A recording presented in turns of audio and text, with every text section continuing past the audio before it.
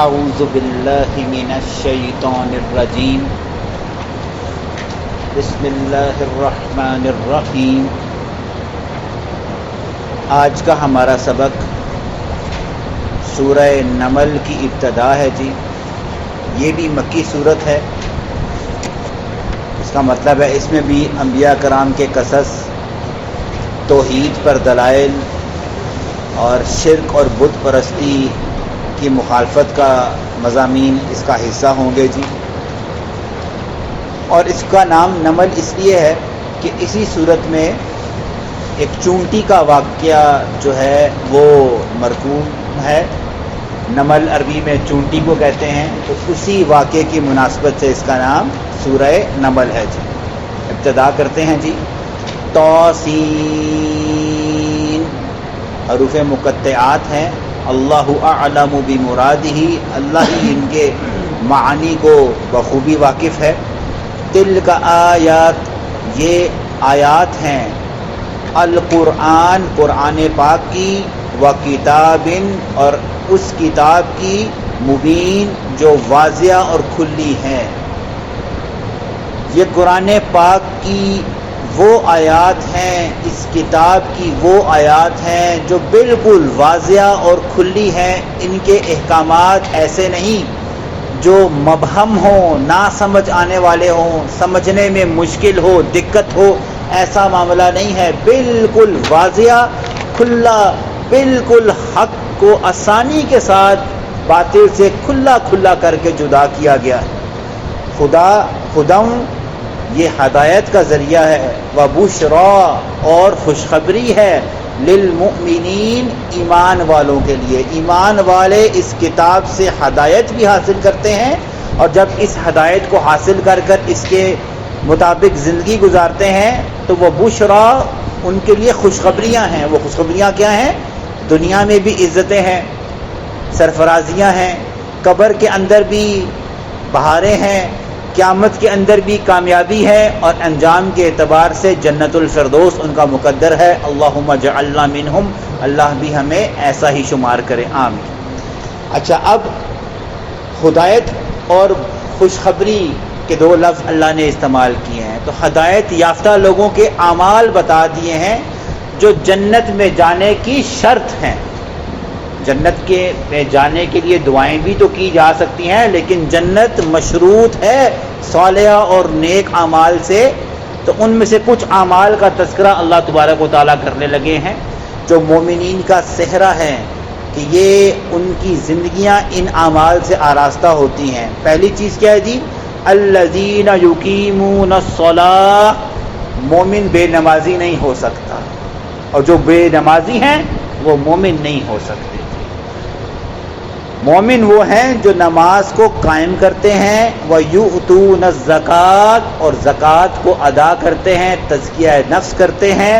اور تیسری صفت وَهُمْ بِالْآخِرَةِ، اور ان کا آخرت پر ہم یوقنون، ایمان تو ہوتا ہے، یقین ہوتا ہے، انہیں یقین ہے اس بات کا کہ اللہ کے ہاں قیامت کا دن ہے، میرے وزن نامہ اعمال تولے جانے ہیں، جنت ہے، جہنم ہے، نیکیوں کے وزن زیادہ ہوئے تو جنت ملے گی، گناہ کے وزن بڑھ گئے تو میرا شمار بڑے گھاٹا پانے والوں میں ہوگا۔ اس کو ان کا اس بات کا یقین ہے، اور جس کو اس بات کا یقین ہو کہ جنت بھی ہے، جہنم بھی ہے، تو وہ پھر وہ کام تو بالکل نہیں کرے گا جس کی بنا پر جہنم اس کا مقدر بنے، وہ زیادتیاں، وہ گناہ تو بالکل نہیں کرے گا جس کی بنا پر قبر اس کی آخرت تباہ ہو جائے۔ تو اللہ نے فرمایا یہ تین خواص ہیں کہ وہ نماز کو بھی قائم کرتے ہیں، زکوٰۃ کو بھی ادا کرتے ہیں، اور آخرت پر ان کا یقین ہے کہ یہ ہونا ہے، تو وہ اس کے مطابق تیاری کرتے ہیں۔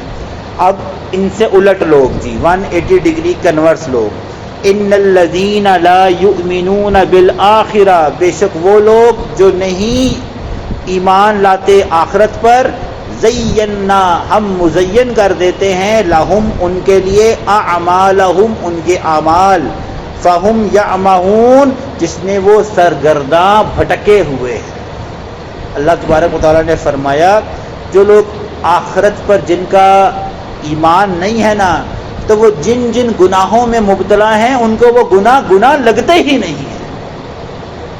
शैतान उनके लिए वो गुनाह ऐसे मुज़य्यन कर देता है या अल्लाह तबारक व तआला की नाफरमानी की बिना पर वो अपने ऊपर हदायत के रास्ते ऐसे बंद कर लेते हैं कि उनको गुनाह लगता ही नहीं है। वो जिस काम में मुब्तला होते हैं वो समझते हैं कि ये सबसे अच्छा काम है जी, इसमें कोई कबाहत नहीं है, डट कर डंके की चोट पर करते हैं। आज भी बहुत से लोगों को मना किया जाए, और इसका तस्करा पीछे आ चुका है कि जब सूद की हुर्मत की आयतें नाजिल हुई तो ये जो बेईमान लोग थे इन्होंने क्या जुमला निकाला मुंह से, वो आज भी कुरान में है, और उन्होंने कहा मिस्ला रिबा, जैसे सूद है वैसे ही तिजारत है, कोई फ़र्क नहीं है इसके अंदर। फिर अल्लाह ने जवाब दिया कि तिजारत को रब ने हलाल किया है और वहर्रम रिबा, रब ने सूद को हराम किया है, ये दोनों अलग चीज़ें हैं। तो जो जिन गुनाहों में भटके होते हैं उनको वो गुनाह लगते ही नहीं हैं, वो उसी में सरगर्दार रहते हैं। अल्लाहुम्मा ला तजअलना मिनहुम, अल्लाह हमें ऐसा ना बनाए कि ये गुनाह हमारे लिए मुज़य्यन हो जाएं और हम भी भटक जाएं, अल्लाह हम पर भी रहम फरमाए। अल्लाह ने कहा इन जैसों के लिए उलाइकल लज़ीना लहुम सूउल अज़ाब, इनके लिए बहुत बुरा अज़ाब अल्लाह ने तैयार कर रखा है। वहुम फिल आखिरा, ये तो आखिरत का इनकार करते हैं ना, तो आखिरत तो सच है, आखिरत वाले दिन हुमुल अखसरून, जब अलिफ लगता है ना पीछे, इसका मतलब है सबसे ज़्यादा घाटा पाने वाले। इस तरह मैंने शुरू में बताया था किताब है वो आम किताब है, अल किताब जब होती है तो फिर वो सुपरलेटिव खास बन जाती है। तो यहाँ पर वो छोटा मोटा घाटा नहीं पाएंगे, सबसे बड़ा घाटा पाने वाले वो लोग होंगे जो आखिरत पर ईमान नहीं रखते, और जब क़यामत के दिन आखिरत देखेंगे तो अपने आप को कहेंगे हाँ यार इसका हम इनकार करते थे, आज तो सबसे बड़े घाटा पाने वाले हम हैं। तो अल्लाह ने कहा ये ऐसे बदबख्त होंगे जी। अब अल्लाह तबारक व तआला जो है वो नबी सल्लल्लाहु अलैहि वसल्लम का एक एजाज़ बताने लगे हैं कि वह इन्नका, और बेशक ए नबी आप लतुलक्कल कुरआन, डाल दिए जाते हैं आपके दिल में इस कुरान को, मिल्लदुन, मेरी तरफ से, हकीमिन, जो बड़ी हिकमत वाला है, अलीमिन, और जो जानने वाला है। ये कुरान बड़े हकीम और बड़े अलीम, यानी अल्लाह की ये दो सिफात हैं, उसकी ज़ात ने ए नबी आपके दिल में डाला है ये कुरान। ठीक है, ये आपकी खुद की तख्लीक नहीं है, ये अल्लाह है जिसने आपको ये कुरान अता फरमाया।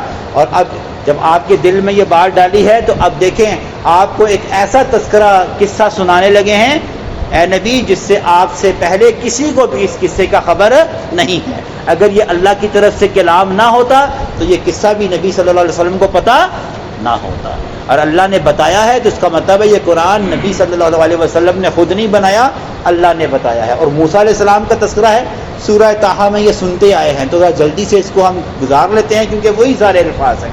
ठीक है जी। इस क़ाला मूसा लि अहलिही, जब कहा मूसा अलैहि सलाम ने अपने अहल से, अपने ख़ानदान से, इन्नी, बेशक मैं, आनस्तु नारा, एक आग देखता हूँ, सआतीकुम मिन्हा, अनकरीब मैं लेकर आता हूँ, मिन्हा, इससे, बिखबरिन, कोई खबर कि ये कौन सी आग लगी हुई है, पूरा संगलाख पहाड़ है, दरख्त है, ये कैसी आग लगी है, मैं इसकी खबर लेकर आता हूँ।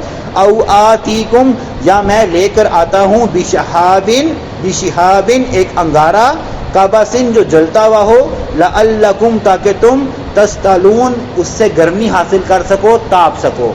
ये वाक़या भी आप सूरह ताहा में सुनते आए हैं कि मूसा अलैहि सलाम अपनी ज़ौजा को मदियन से अपने घर की तरफ लेकर आ रहे थे, तो कोहे तूर के पास क़याम किया और ठंडा मौसम था, उनकी ज़ौजा को ठंड भी लगी और कुछ रात का मामला भी था, तो होने वाली थी। तो आपको पता है कि इन सहराई इलाकों में अंधेरे में तो दिन नहीं गुजरता, और बेगम को ठंड भी लगी, तो अचानक सामने पहाड़ पर, ये पहाड़ कौन सा है जी, कोहे तूर का पहाड़ है जी, ठीक है, जहाँ पर एक आग की तरह कोई चीज़ जलती हुई नज़र आई, और ये देखने के लिए कि हाँ ये क्या है, ये क्या मामला है, कौन सी आग लगी है। तो उन्होंने अपनी बेगम से कहा मैं जाके देख के आता हूँ, तुम्हारे लिए अंगारा एक ले आता हूँ ताकि तुम इससे सेक हासिल कर सको, ताप सको। लेकिन क्या हुआ, फलम्मा जाअहा, बस जब वो आए, नू दिया, हमने आवाज़ लगाई, अम्बूरी का, एक बाबरकत, मन फिन्नार, जो आग में से थी, वो आग नहीं थी, वो आग की तरह لگ رہی تھی. حدیث میں آتا ہے کہ ایک گرین رنگ کا ہرا بھرا درخت تھا جس کے اندر سے یہ آگ نما روشنی بھڑک رہی تھی. اگر آگ ہوتی تو وہ درخت کیا ہوتا؟ جل جاتا. وہ درخت جلا نہیں تھا. دیکھنے والے کو دور سے ایسا لگا کہ وہ آگ ہے جیسا، لیکن جب قریب جا کر دیکھا تو وہ آگ نہیں تھی. درخت کے پیچھے آگ کی طرح کی ایک روشنی تھی جی، نور تھا جی. اچھا جی، فمن حولہا، اور برکت ہے جو اس کے ارد گرد ہے. یعنی کہ اللہ نے اپنے آپ کو بابرکت ذات بھی تصور کیا، اور جو ومن حولہا جو اس کے ارد گرد ہے، اس کے ارد گرد کون تھے جس وقت؟ موسیٰ علیہ السلام تھے. تو اللہ نے موسیٰ علیہ السلام کو بھی بابرکت جانا. کیوں جی؟ اللہ اب ان سے کلام کرنے والے تھے اور یہ اللہ کے رسول تھے. دونوں کو اللہ تبارک و تعالیٰ نے بابرکت جانا. وسبحان اللہ، اور پاک ہے اللہ رب العالمین جو تمام عالمین کا پالنے والا ہے جی. یا موسیٰ، اے موسیٰ، انہو ان اللہ، بے شک میں اللہ ہوں، العزیز الحکیم جو غالب اور حکمت والا ہے. اس کو آگ نہ سمجھ، یہ میں اللہ ہوں. تبھی اسی بنا پر، کیونکہ اللہ تبارک و تعالیٰ نے موسیٰ علیہ السلام سے اسٹریٹ ہم کلام ہوئے ہیں، اس لیے موسیٰ علیہ السلام کا لقب کیا ہے جی؟ کلیم اللہ ہے جی. ٹھیک ہے، اللہ نے ان سے کلام کیا ہے جی. ٹھیک ہے، اور پھر اللہ نے کیا کہا؟ وَأَلْقِ عَصَاكَ، آپ پھینکیں اس ڈنڈے کو. فَلَمَّا رَآهَا، پس جب انہوں نے دیکھا، تہتز، کہ وہ ڈنڈا حرکت کر رہا ہے، اور حرکت کرتے کرتے کیا ہوا؟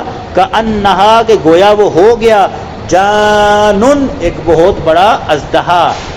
جان عربی میں سانپ کی موٹی اور بڑی قسم کو کہتے ہیں، جس کو ہم عام انڈرسٹینڈنگ میں اژدہا کہہ سکتے ہیں جی. ٹھیک ہے جی، تو وہ ایک بہت موٹا اور بڑا سانپ بن گیا. جب یہ چیز بنی تو کیا ہوا؟ واللہ، پیچھے ہٹ گئے، مدبرن، پیٹھ کرتے ہوئے. موسیٰ علیہ السلام پیٹھ پیچھے کر کر دوڑ پڑے وہاں سے.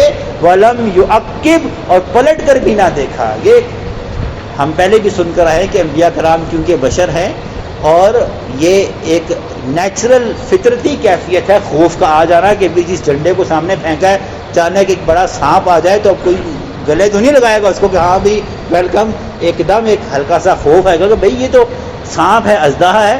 تو خوف کے اس ایک بشر ہونے کے ناطے جو خوف آتا ہے، اس کی بنا پر یہ فوراً پیچھے ہٹ گئے اور پیچھے مڑ کر بھی نہ دیکھا. تو پھر کیا ہوا؟ اللہ تبارک و تعالیٰ نے آواز لگائی، یا موسیٰ لا تخف، موسیٰ خوف نہ کھائیں.